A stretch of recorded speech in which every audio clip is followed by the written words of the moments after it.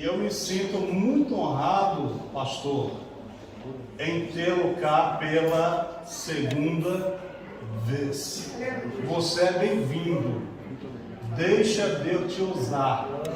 Faça de conta que você está na sua igreja ali em Patinga, a terra abençoada. Tá bom? Vamos receber o pastor Cláudio aplaudindo bem forte.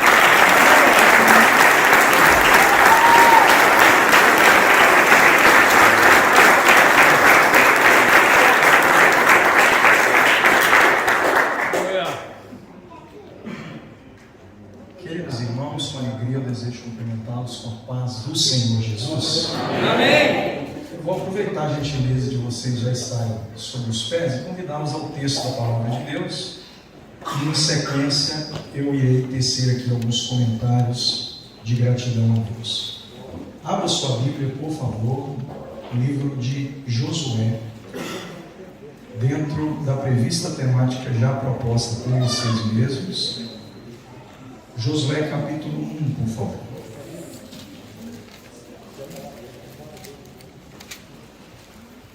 Vamos ler 4 versículos no livro de Josué.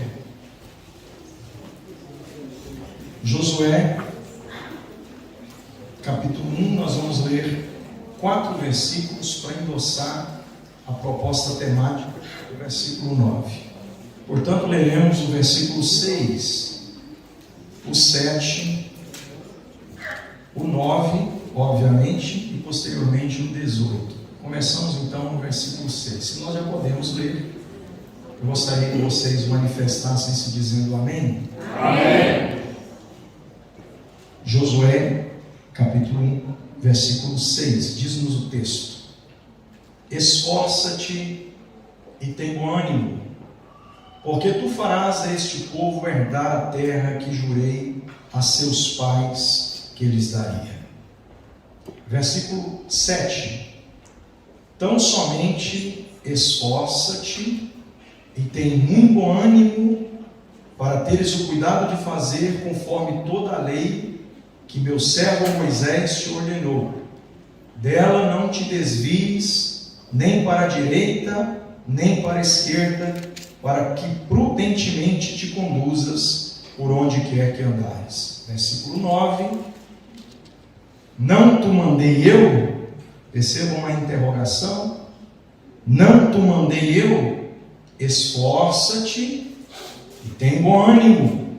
Não pasmes nem te assombres, ou nem te espantes, porque o Senhor teu Deus é contigo por onde quer que andares. Versículo 18, por favor. Não vamos ler todo o texto para ganharmos tempo, mas vamos já na parte final, onde está escrito: tão somente esforça-te e tem bom ânimo.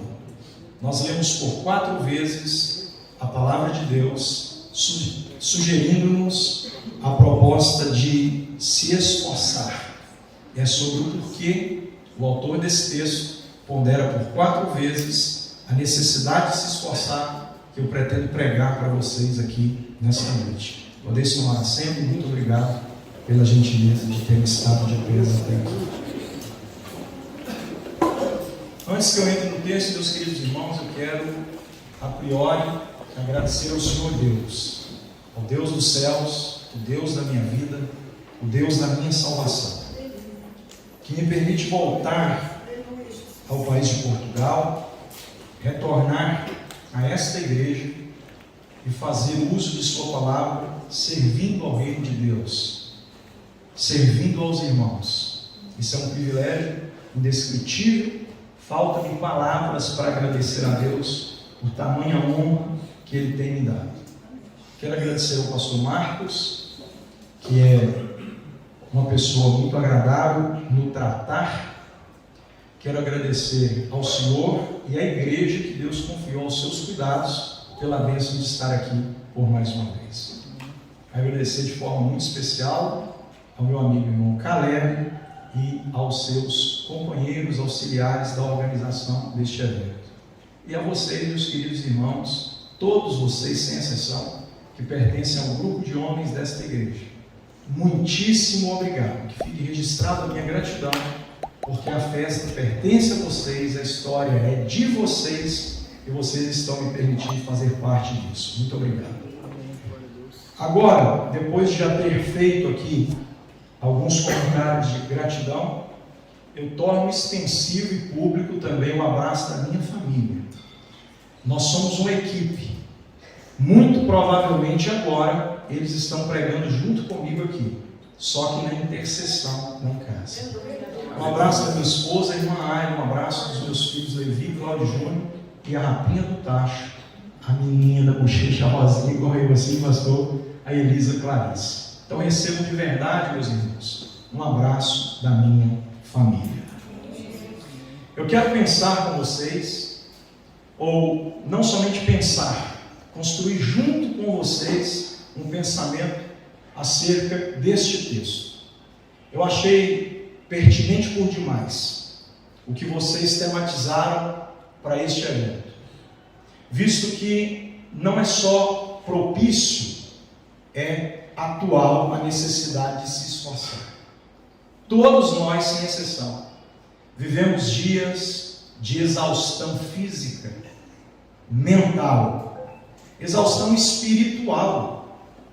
Enfim, são muitas as nossas iniciativas onde empregamos esforço. Geralmente fazemos isso sem medir o quantitativo dos nossos esforços, ao ponto de que, em algum momento da vida, venhamos nos sentir frágeis, vulneráveis, às vezes sem ânimo ou vigor para dar sequer o próximo passo. O Deus que está falando com Josué, depois da morte de Moisés, para que ele se esforce, é um Deus que sabe que Josué é forte. E por qual razão Deus diria a um homem que de fato é forte, que ele deve se esforçar? E por que é que Deus faz isso 3 vezes? E depois ainda, por fim, impulsiona para que os seus servos também o façam, por uma 4ª vez. Por qual razão Deus quer que Josué saiba que existe uma necessidade de que ele se esforce? Primeiro, eu quero pontuar com vocês o fato de que Josué não é um homem fraco, viu? Quando você lê a sua biografia, antes da ocasião em que Deus com ele vai falar, vocês vão perceber que Josué é um homem que demonstra possuir muita força, não somente força física, como força de vontade, garra. É um homem que não desiste. Lembra da ocasião em que Moisés teve que levantar as suas mãos, auxiliado por seu irmão Arão e por Hur, porque o texto bíblico diz que, descendo Moisés as suas mãos, Israel tinha que recuar no campo de batalha. Quem estava à frente daquela peleja como líder, com todo o plano arquitetado de guerra, era Josué.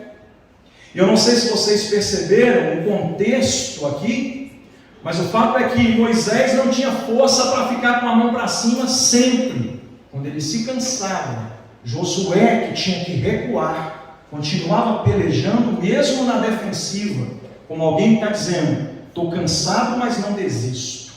Estou cansado, estou recuando, mas não estou entregue à mercê do campo de batalha. Josué, por inúmeras vezes, vai demonstrar a força que tem, como essa, por exemplo, que eu acabei de destacar. Mesmo em um ambiente de guerra, ele não abaixou a sua espada, mesmo quando o seu líder tinha fraqueza para manter as suas mãos estendidas. E o texto bíblico diz que a peleja se travou e foi extensiva. E auxiliado por Arão e Hur, Moisés conseguiu erguer as suas mãos, de modo que, indo e voltando, agora Josué somente avança e vence aquela guerra. Um homem que de fato demonstrou ser forte. De novo eu provo, por exemplo, quando ele entra em Canaã, junto de mais 11 espias, o texto bíblico diz que 10 dos espias dão um veredito, fazem um relatório final do que ali eles viram, dizendo que a terra é boa, mas os gigantes vão impossibilitá-los de herdar a terra. O relatório de Josué e Caleb é um tanto quanto diferente.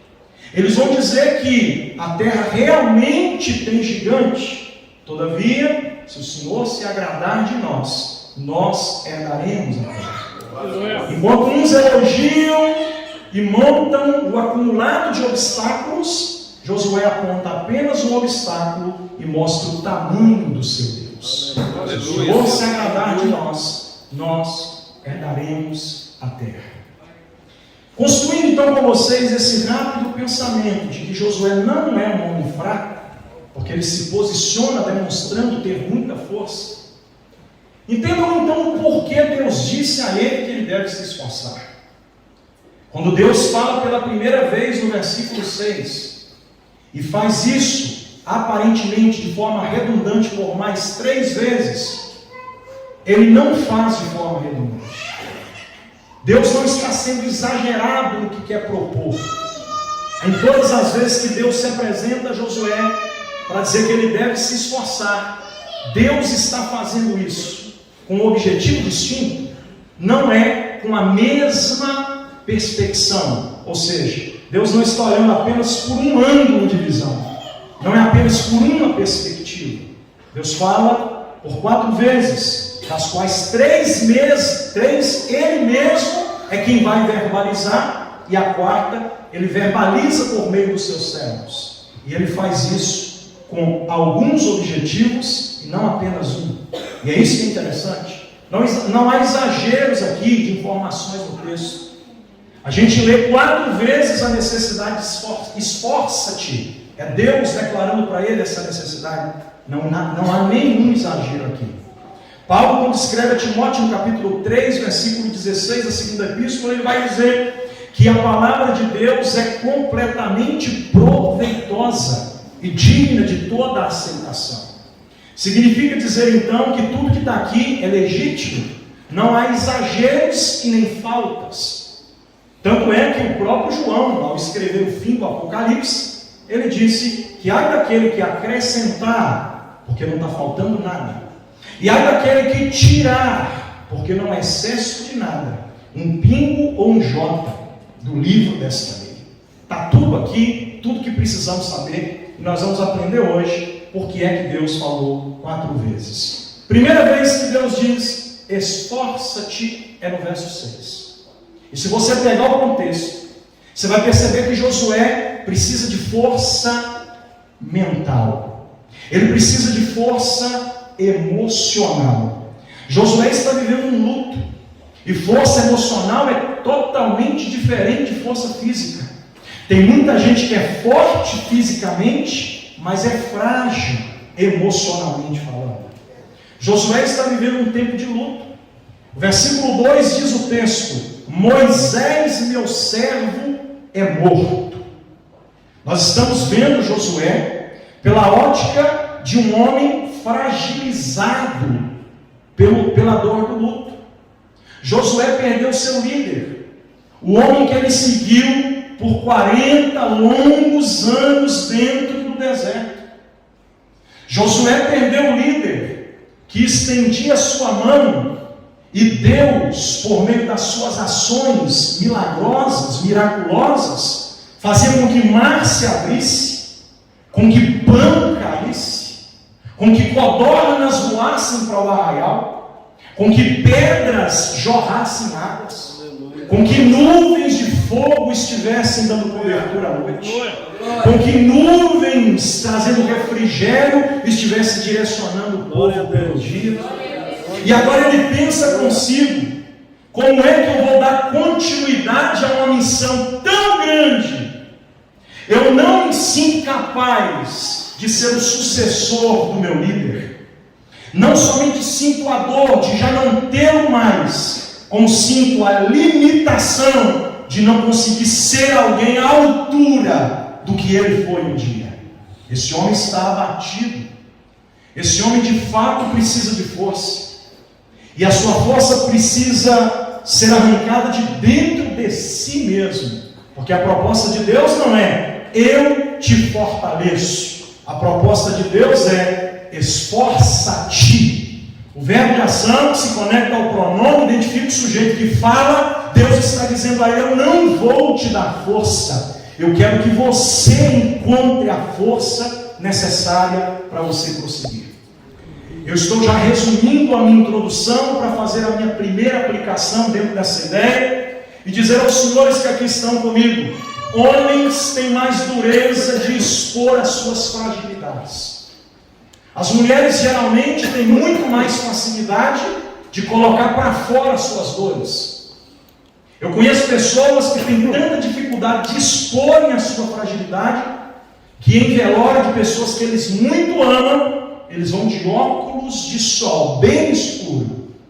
E aí quando as lágrimas começam a vazar para baixo dos óculos, eles vão ao banheiro, saem da sala fúnebre e tentam se esconder, para não mostrar para alguém que eles estão chorando. A nossa natureza masculina, os homens, em seu sentido mais elevado de masculinidade, têm a dificuldade de dar a mão à palmatória e dizer que também sente dores em sua alma. Deus está tratando com um homem que não pode mostrar que é fraco, mas está fraco. Com um homem que não pode mostrar que está sofrendo, mas está sofrendo. Com um homem que não pode expor a sua dor, mas está doendo. Com um homem que caminhou com seu líder por muitos anos e agora não sabe nem como é que ele dá o primeiro passo depois da morte do seu Senhor. Está doendo muito, mas ele não tem condição de mostrar isso.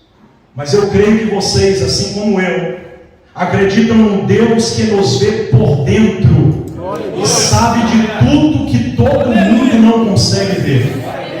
O Deus que vê além do que os olhos humanos podem contemplar, foi para esse homem que tem o exercício de sua liderança no ápice das suas emoções e disse para ele: eu sei da tua dor, esforça-te. O Deus que falou com Josué está falando com cada um de nós aqui esta noite.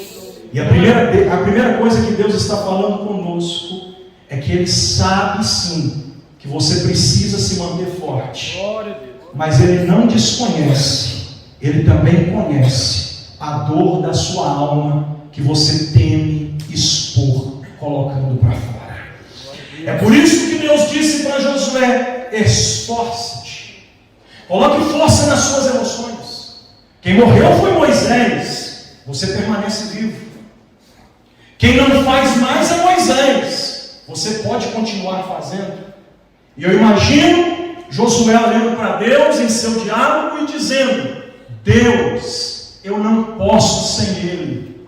E Deus, quem sabe, respondendo para Josué e dizendo: Moisés também não poderia sem você. Foi eu que te dei para Moisés, para que Moisés conseguisse fazer. Agora eu darei para você o que também te falta, para que você continue fazendo. É isso que Deus quer dizer para nós aqui hoje, nesta noite.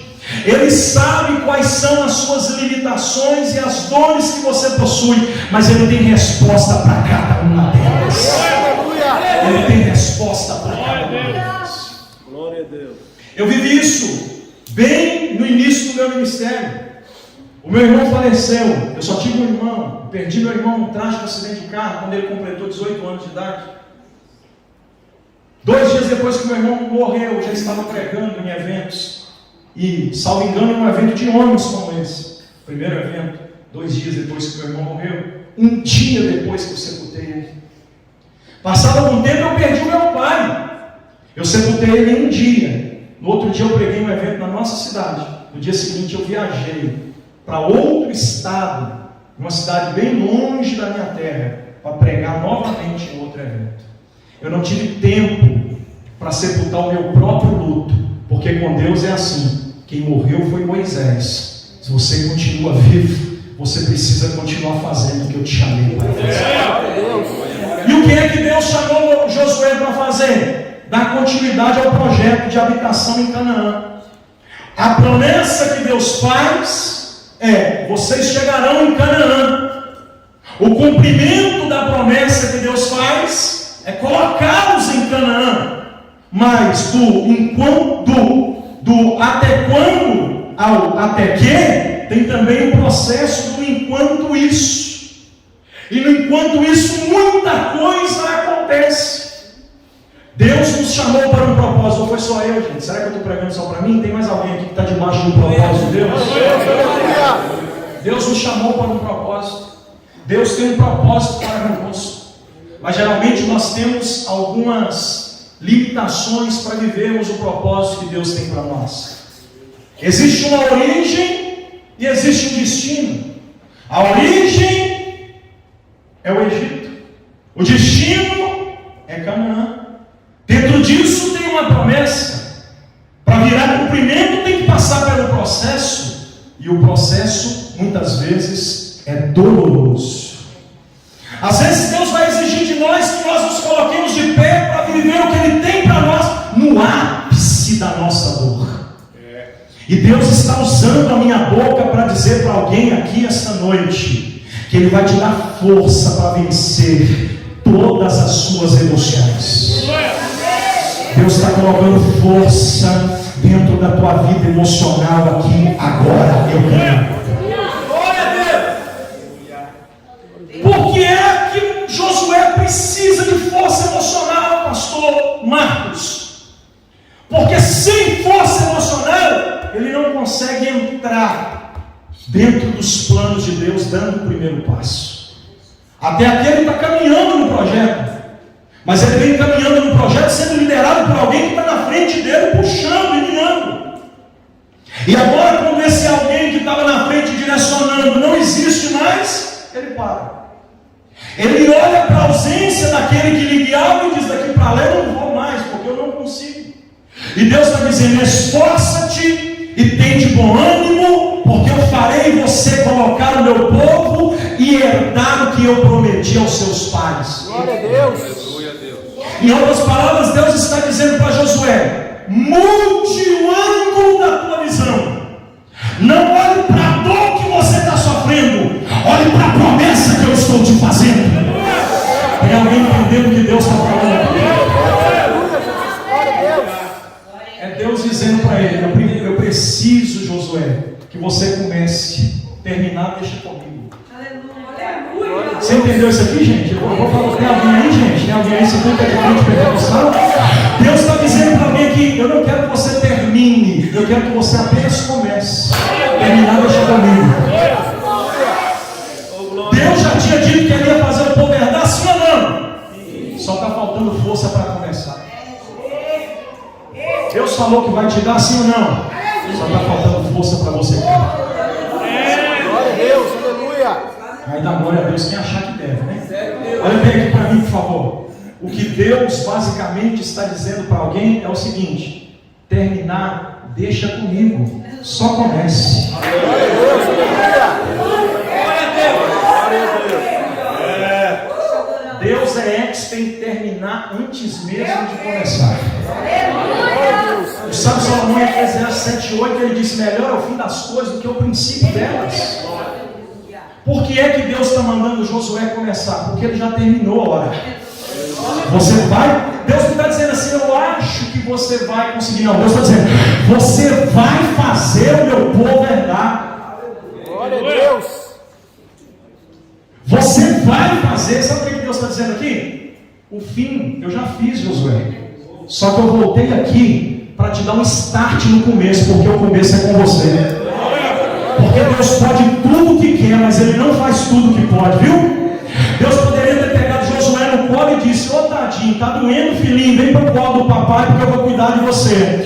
Você não pode sofrer, deixa eu enxugar suas lágrimas, porque tem gente que acha que Deus é assim. Só que o Deus que cuida, o Deus que sara, o Deus que consola, geralmente Ele não consola com uma palhinha no olho, não. Ele consola dizendo assim: eu já te prometi, eu quero fazer você viver o que eu te prometi, mas eu não te obrigo a viver o que eu te prometi. Então dá um jeito de levantar, sacudir a poeira, enxugar você mesmo as suas próprias lágrimas, porque eu vou velar para fazer cumprir o que eu prometi.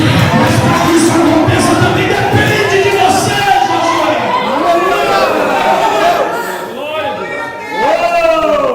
Deus pode tudo que quer, mas não faz tudo que pode. Existem coisas que estão intrinsecamente ligadas às nossas próprias ações. Só os homens, levanta o pé para cima assim comigo, assim, isso é pela fé. E pisa. Diga para quem está do teu lado, essa é a ordem de Deus. Você precisa ter força para dar o primeiro passo. Aleluia. Estou sentindo a graça de Deus. Aleluia. Glória a Deus. Por que é que eu devo dar o primeiro passo, pastor? Porque o primeiro passo que não foi dado foi sepultado com músicas em pessoas que, quando morreram, levaram as músicas com eles. Em mensagens que pregadores que não pregaram, quando morreram, levaram as mensagens com eles. Em projetos grandiosos de empreendedorismo, de grandes empresas que poderiam estar facilitando a vida da sociedade, mas que foi para o túmulo com quem elaborou. Vocês sabiam que mais de 90% das pessoas que sonham, elas não realizam? Sabiam disso? É uma pesquisa que foi feita. Mais de 90% das pessoas que sonham, elas não realizam. Sabe por quê? A maioria das pessoas que sonham, elas não estão dando o primeiro passo para fazer dos seus sonhos realizações. Deus está dizendo, eu vou fazer você andar. Então esforça-te. Eu creio pelos olhos da fé, pastor Marco. Ainda bem que não foi eu que escolhi o tema, foi você, então a responsabilidade agora é toda do conjunto. Eu creio pelos olhos da fé que Deus vai te ajudar a dar o primeiro passo em direção aos planos extraordinários que Ele tem para a sua vida. Só quem vai dar o primeiro passo aqui é o Senhor. Glória a Deus. Aleluia. Oh, glória. Vocês estão conseguindo compreender onde eu quero chegar, né? A segunda vez que Deus vem para Josué e diz, esforça-te. Parece que Deus está até sendo redundante, parece mesmo. Deus tinha acabado de falar no versículo 6, sim ou não? Aí agora ele volta e enfatiza, ele é mais incisivo.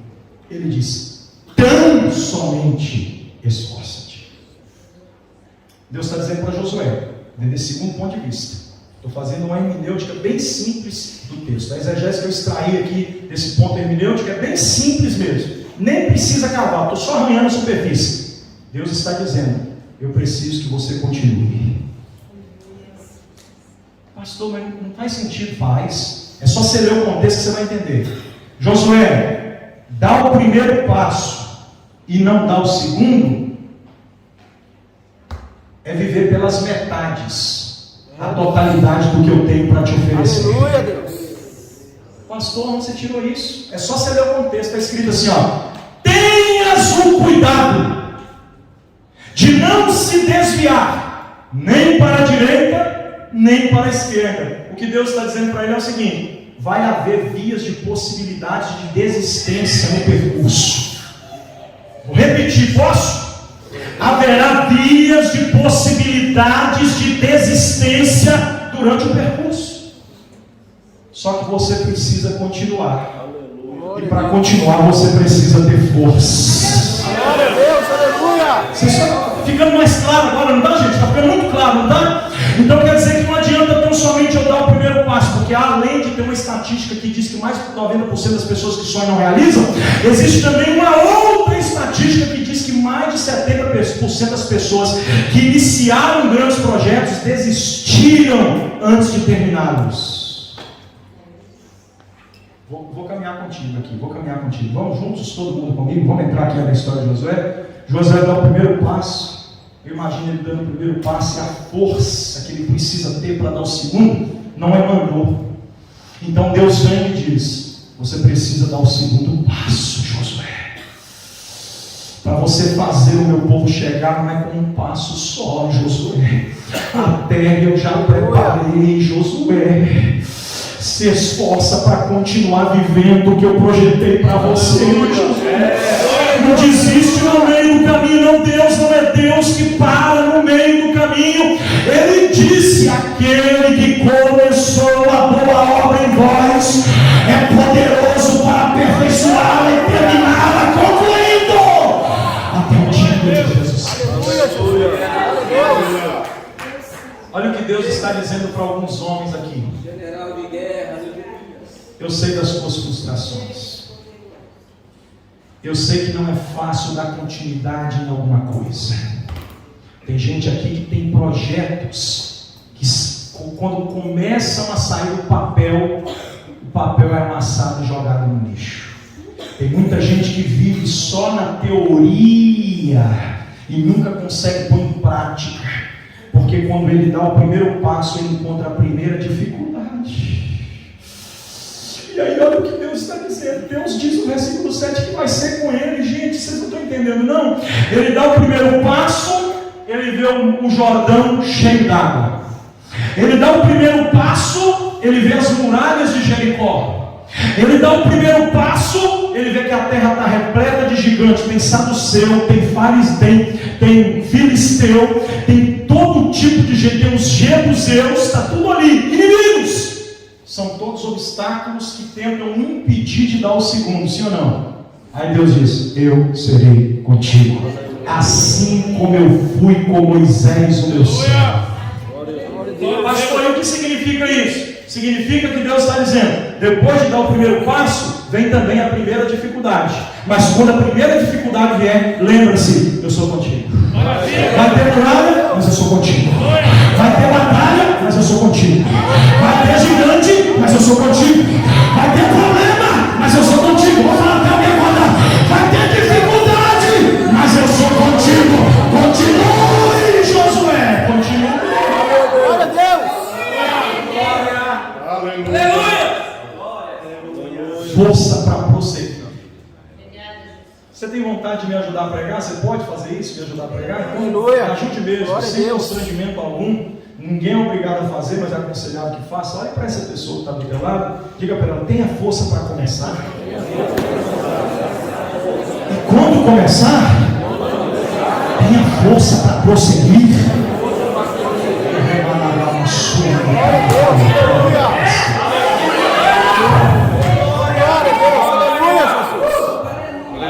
Aí Deus vem de novo, pastor. Deus vem de novo. E eu chego no tema de vocês.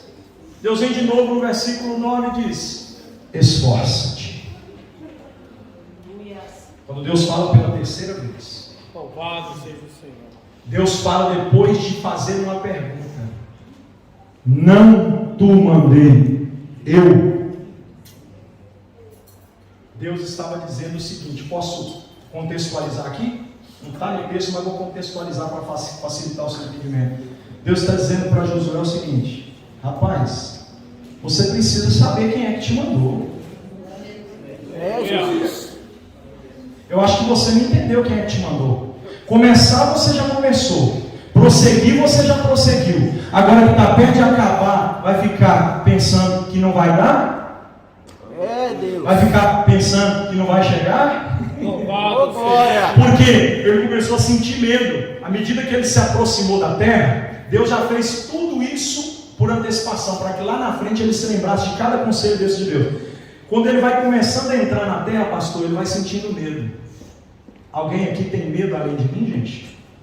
Aleluia. Alguém além de mim aqui tem medo, gente? Sou eu que tenho medo, né? Outro dia eu fiz uma viagem de avião com uma cantora muito famosa do Brasil. Nós pregamos, ministramos no mesmo evento lá no Pará, na cidade de Curionópolis, bem no interior do Pará, ali próximo a Marabá, a Parauapebas. E aí quando a gente está indo embora, o céu ficou quase preto. Eram umas 4 da tarde. Eu falei, gente, mas vai chover demais. Se olhar para o céu, você vai estar aquele céu escuro mesmo.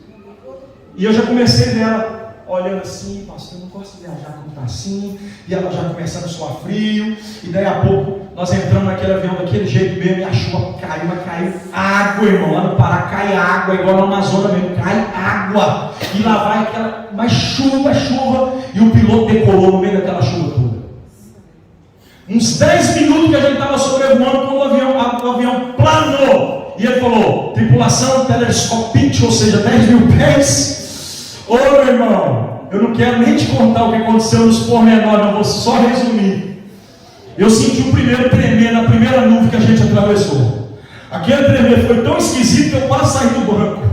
Aí eu arrochei mais o cinto e toda a poltrona tem aquele bracinho de apoio. Eu levei a mão por baixo, agarrei aqui, levantei ele, porque à medida que balançava, parecia que a gente ia arrancar do lugar. E lá atrás eu estou escutando aqueles gritos no agudo. Aqueles gritos no agudo. E aquele desespero todo, e não tinha como a tripulação atender ninguém. E o povo aperta a luz em cima e chama a tripulação, e não vê nenhuma das aeromoças. Eu estou lá. E eu suando frio também, Beleza, enfim, uma meia hora depois de toda essa turbulência, aí eles conseguiram dar uma tréguazinha. Veio uma aeromoça, batendo assim no ombro das pessoas: você que é o Júnior, você que é o Júnior, você que é o Júnior, você que é o Júnior, você que é o Júnior. E ninguém respondia que era Júnior, e perguntou para mim, eu também não disse que era Júnior, porque o meu nome não é Júnior. Ela errou até o meu nome, me chamando para mim lá atrás fazer uma oração com eles, porque estava todo mundo desesperado com medo de morrer. E daí a pouco, quando eu vou saber, e vem ela andando no corredor, uma parada pelo marido, já tinha tomado 2 remédios calmantes para conseguir terminar o voo, porque o voo era de 3 horas e meia, só tinha uns 40 minutos que a gente estava voando. Ela toda bamba com remédio. Agora vocês vão rir mais ainda, viu? Vocês vão rir mais agora. Se vocês estão achando graça dela, eu fiquei com pena dela eu não tive coragem de rir. Tá? Eu fiquei rindo de mim depois, porque ontem eu falei para vocês, tem uma dificuldade terrível de expor suas fragilidades. Quando a gente desce, ela quase chorando, falou: pastor, estou muito envergonhada. Você acha que envergonhou o nome de Jesus, pastor? Eu gritei demais, pastor.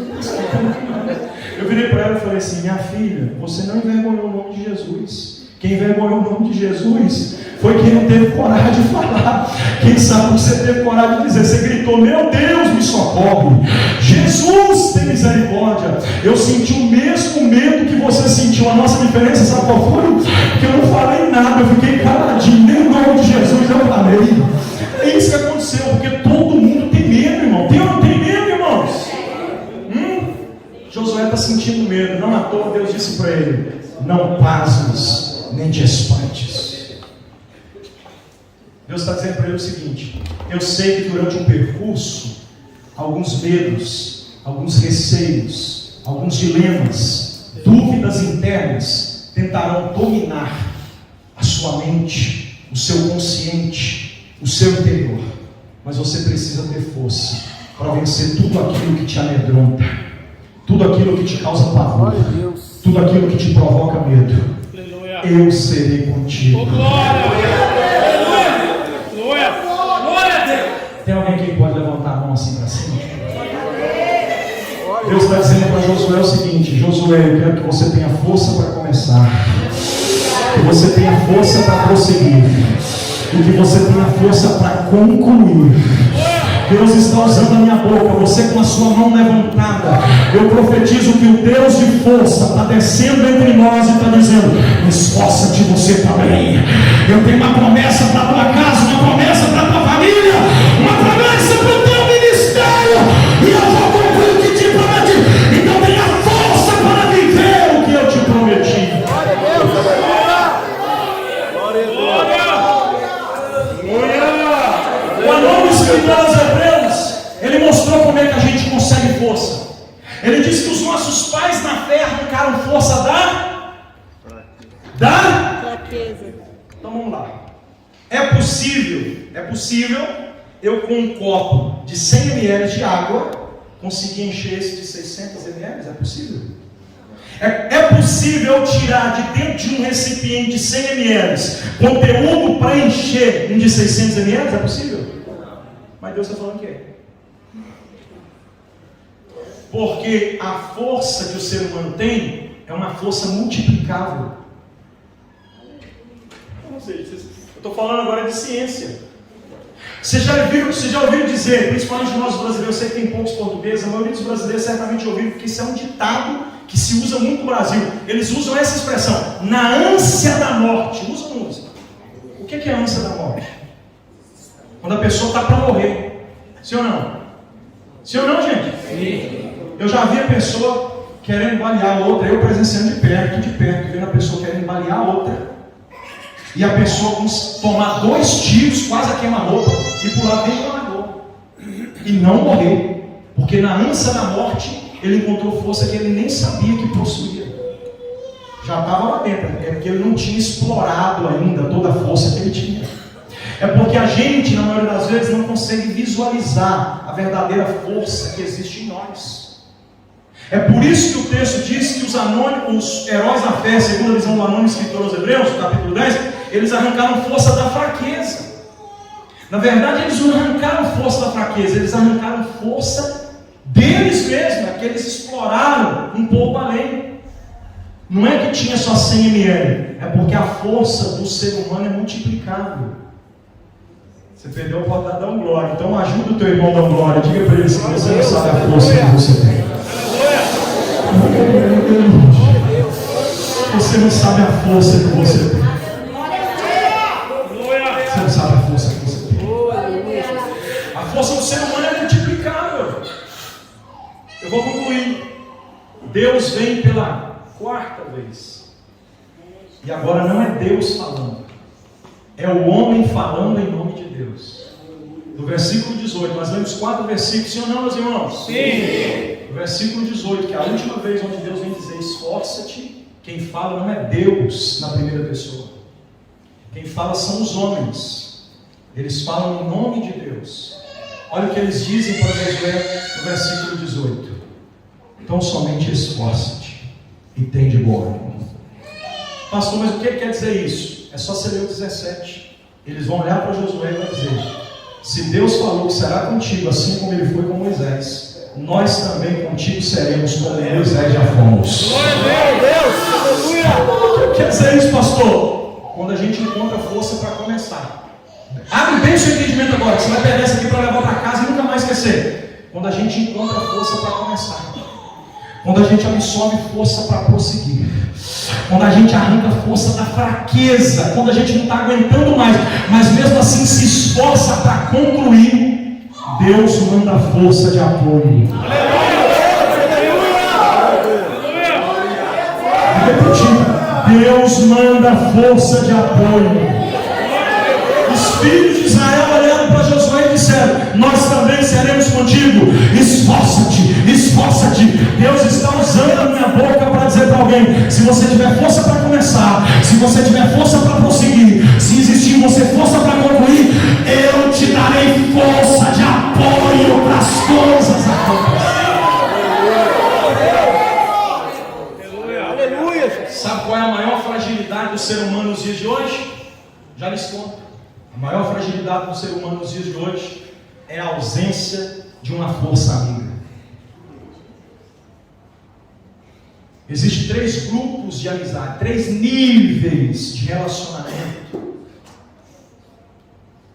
Talvez esteja me assistindo aí agora o Thaleson Bruno, um jovem lá de Papo, da obreiro que congregou comigo, que eu tive a honrosa oportunidade de pastorear esse moço que é muito meu amigo, pastor, hoje. Quando eu o conheci, todo mundo era amigo dele. Ele era uma pessoa inocente no sentido da maldade humana, compreende, pastor? E eu tentei orientar ele acerca disso, porque todo mundo era amigo dele. Todo mundo que a gente conversava acerca dessa pessoa, ele dizia: esse é meu amigo. Por exemplo, se a gente precisasse ir no mercado, o dono do mercado era amigo dele. Se precisasse ir na padaria, o dono da padaria era amigo dele. Se precisasse ir no mecânico, o mecânico era amigo dele. Enfim, o prefeito era, os vereadores, todo mundo na cidade era amigo dele. Mas ele falava amigo porque ele não entendia qual é o significado da palavra amigo. Ele não sabia distinguir. E aí um dia eu questionei ele: rapaz, você me considera como seu amigo? Será que eu sou seu amigo mesmo? Sentei ele na mesa e dei uma aula pastoral, uma lição que eu acho que foi inesquecível para a vida dele. Eu disse: não confunda amigos com conhecidos.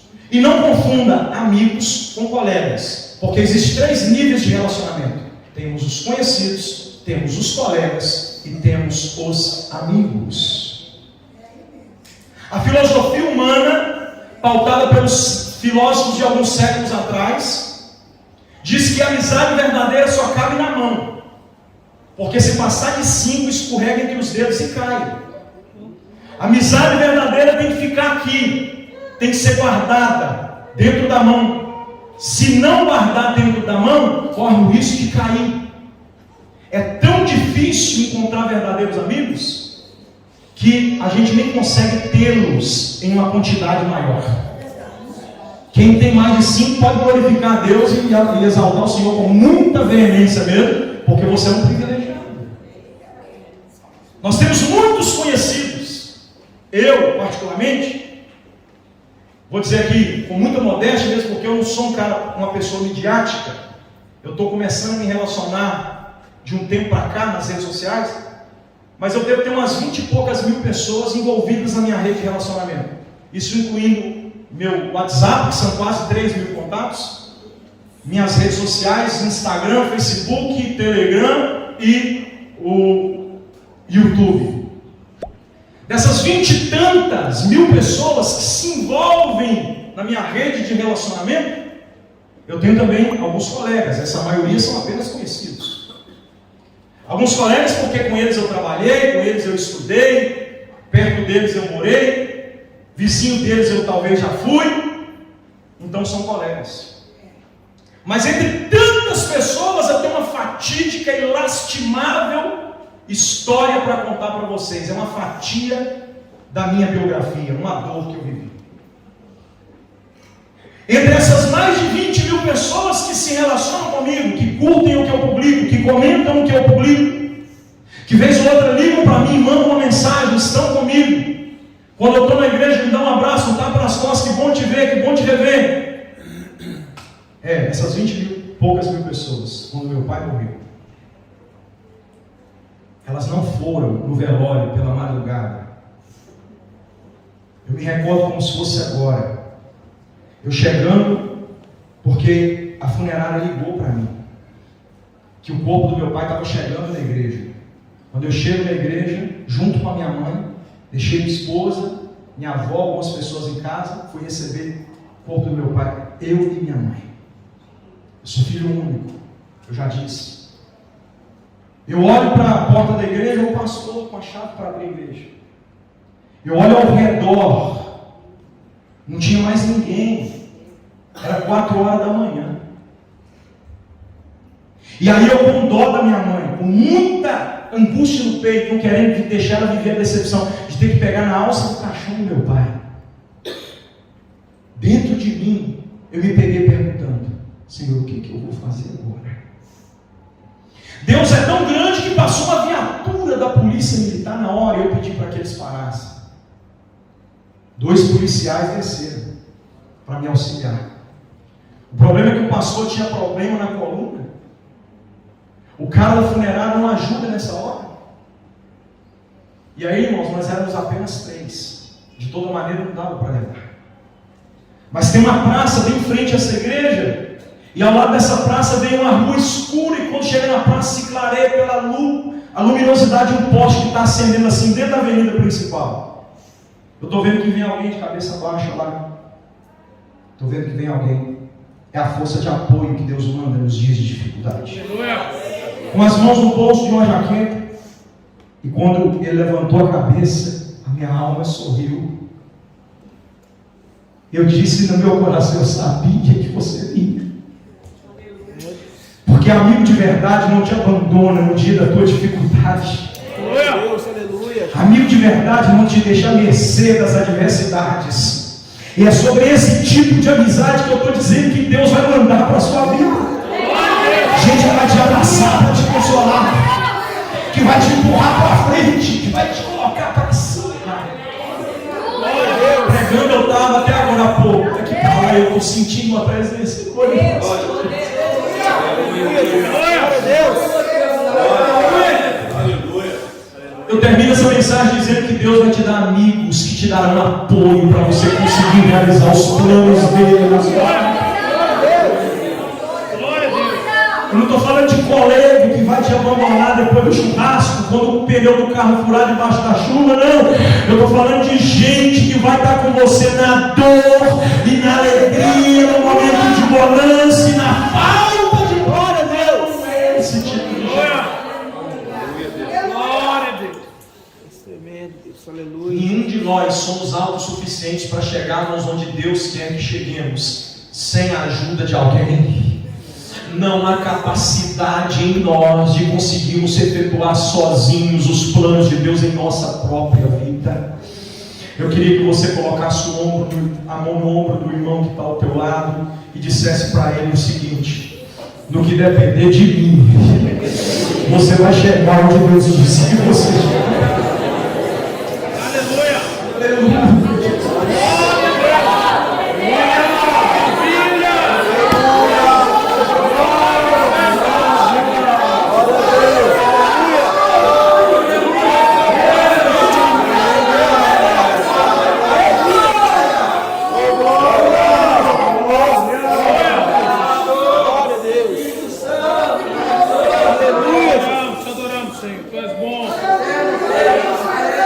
Quando a gente acredita no que o céu tem para nós, Deus envia apoio para que a gente conquiste o que Ele tem.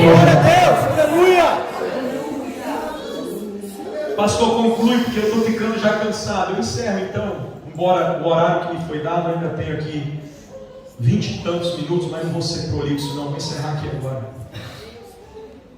Quando Josué recebe a força de apoio, ele dá início ao projeto, ele prossegue no projeto, e por fim ele conclui o projeto.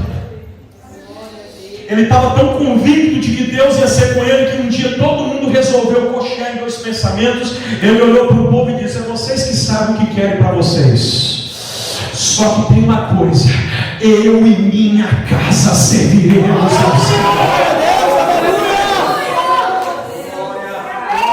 É isso que eu estou dizendo que Deus vai dar para você. Tanta força que você não terá dúvidas quando estiver próximo de conquistar o que Ele te propõe. Glória a Deus.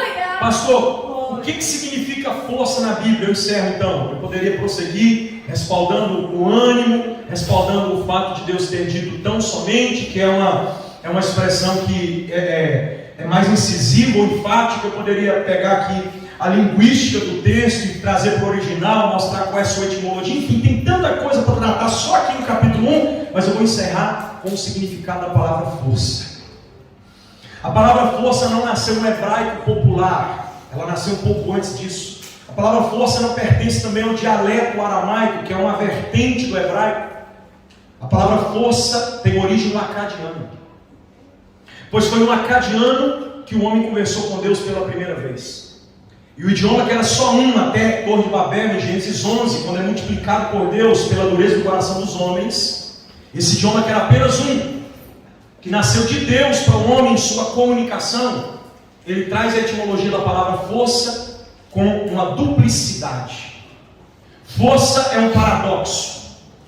Força aqui nesse texto pode ser força de resistência e pode ser força de impulsão. Define para mim mais claramente, pastor. Eu defino. A força cuja qual Deus propõe para Josué tem dois níveis. Primeiro nível, força de impulsão. O que seria força de impulsão, pastor? Josué, vamos fazer para ficar claro? Vou desenhar para você de forma bem pedagógica. Onde eu estou é o início de Josué quando Moisés morre. E ele tem que chegar lá naquela outra coluna. Aqui é o início, lá é o final. Quando Josué decide iniciar, o que acontece com ele?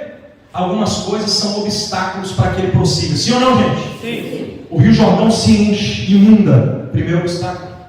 O povo de Israel passa, porque os sacerdotes vão na frente, a arca está ali dentro, o povo glorifica. Josué faz um altar para ele mesmo, dentro do Jordão. Vocês já leram essa história, né?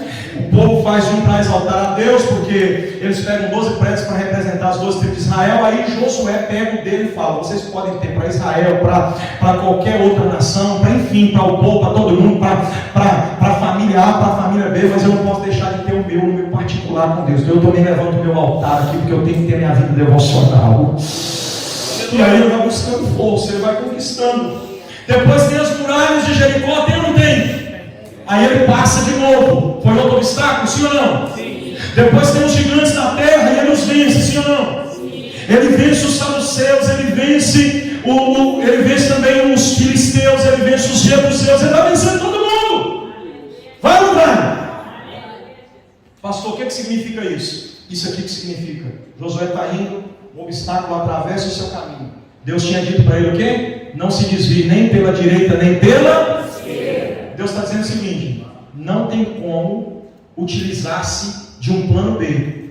O plano é esse. Tem que passar no caminho que eu marquei. Só que tem uma dificuldade aqui. Na minha frente. Como é que eu passo sem dar a volta nela? Com força de impulsão. Removendo os obstáculos que na minha frente se opõem a me permitir viver o que Deus projetou para mim.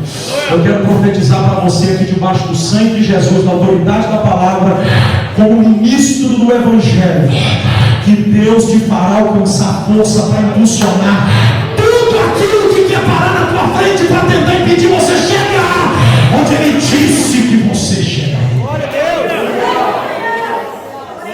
Segundo nível de força, Josué Só que à medida que ele está indo, agora não obstáculos param na frente dele, querem impedir que ele chegue.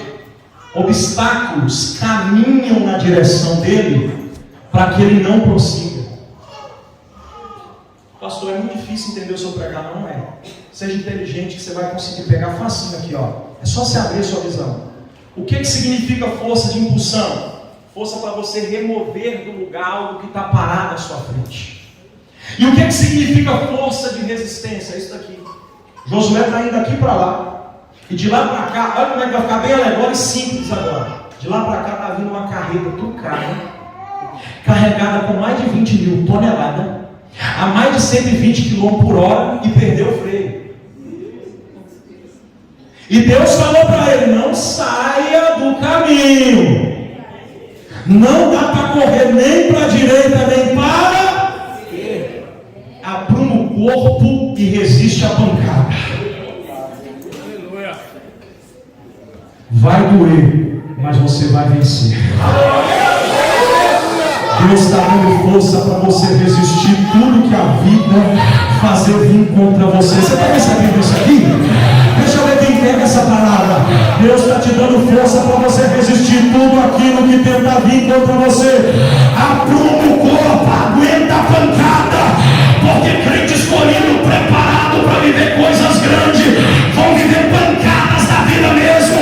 Mas a ordem de Deus é essa: fica no caminho, porque 1000 cairão ao teu lado, 10.000 cairão à tua direita, mas você não será atingido.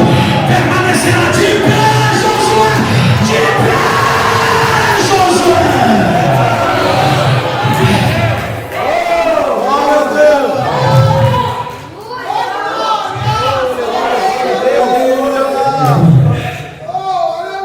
Pastor, eu sinto que Deus me trouxe aqui para dizer para alguém que tem vindo força de Deus na sua casa, na sua família, no seu ministério. Abra sua Bíblia comigo, por favor, para a gente encerrar aqui agora.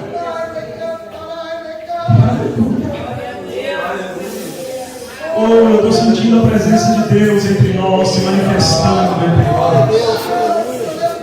É mentira o conto que dizem no Brasil que aqui não existe mais aquele poder pentecostal. Eu estou vendo uma igreja falando em línguas estranhas aqui nesta noite. O Espírito de Deus ainda está agindo na Europa. Pode dar glória a Deus com vontade, porque Ele desceu e está dizendo: eu te renovo, eu te esforço, te fortaleço, eu te ajudo, te coloco de pé, te faço caminhar na minha presença, te dou apoio para você conquistar. Só quem tem glória a Deus para dar, na mão te glorifica.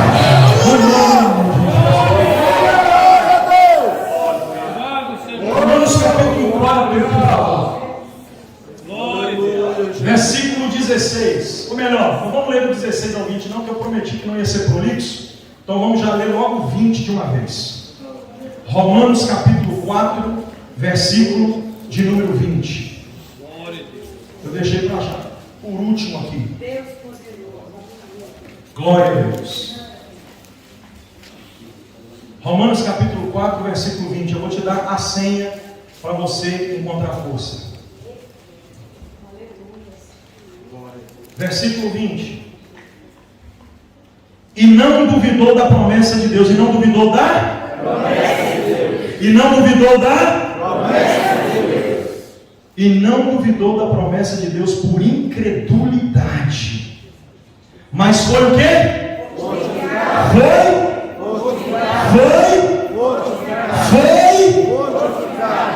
Dando o quê? Dando o quê? Dando o quê? Como é que eu recebo força, pastor? Segue o conselho de Paulo. Porque Abraão não duvidou do que ia acontecer das promessas de Deus. Ele não duvidou por incredulidade das promessas de Deus. Antes ele foi fortificado na fé, dando glória a Deus. Dando glória a Deus. Pastor, onde que eu vou encontrar essa força que o senhor acabou de pregar aqui agora? É simples, meu irmão. É só dar glória a Deus, que Deus dá força. Tem um monte de pregador pregando com jargão, dizendo que quando você manda glória para cima, Deus manda vitória para baixo. Eu nunca li na Bíblia, mas está escrito na Bíblia que quando você manda glória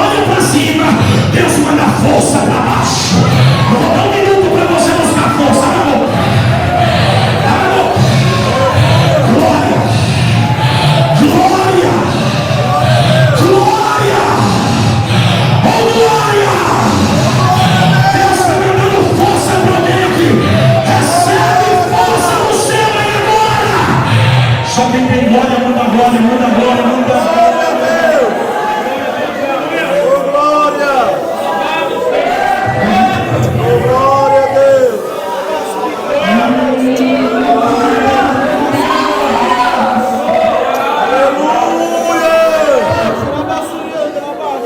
Glória a Deus! Oh, glória a Deus!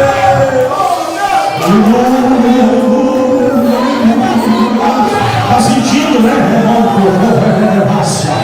Está gostando do que está sentindo? É a presença de Deus passando entre nós. Remove a face quando rega, moto como se rebacar na rara suia. Dá glória a Deus aí, crente, que Deus está dando força. Quem é batizado do Espírito Santo, seja renovado em línguas agora. Tem força de Deus chegando. Olha a força de Deus descendo. Tem um fio de azeite descendo na igreja. E Deus está dizendo: eu te fortaleço. Eu te fortaleço. Eu te fortaleço. Segue.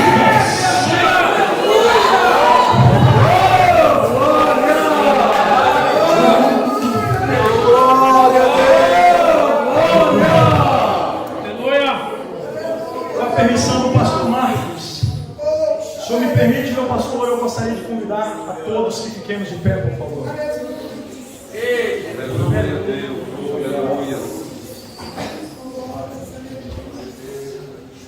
Vem aqui, pastor Marcos, próximo se o senhor puder, por gentileza. Vem aqui, Calebs. Você também, vereador, rapidinho. Nós vamos concluir agora. Vou usar vocês três que eu conheço mais aqui. Aí a gente tem que ter mais liberdade. Pode ficar tranquilo, não é pegadinha, não é nada. Vem perto aqui de mim, Caleb, vem. Fica aqui bradando do lado do pastor aqui, do lado de cá, por favor. Eu queria que você abraçasse alguém assim, igual Biratã, pastor. O pastor me abraçou, eu abracei o Caleb.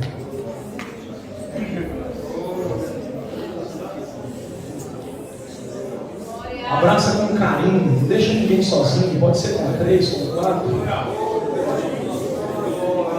Isso aqui é profético para esta igreja, ok? O que é profético, pastor? Isso daqui é profético. Deus quer que você comece. Deus quer que você dê continuidade. E Deus quer que você termine.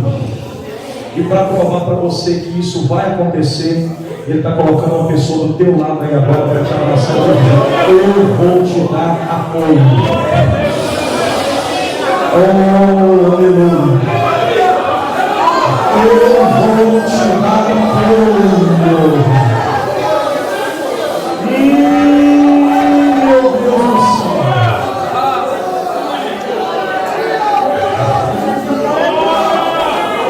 Deus vai me dar apoio, pastor. Apoio grande.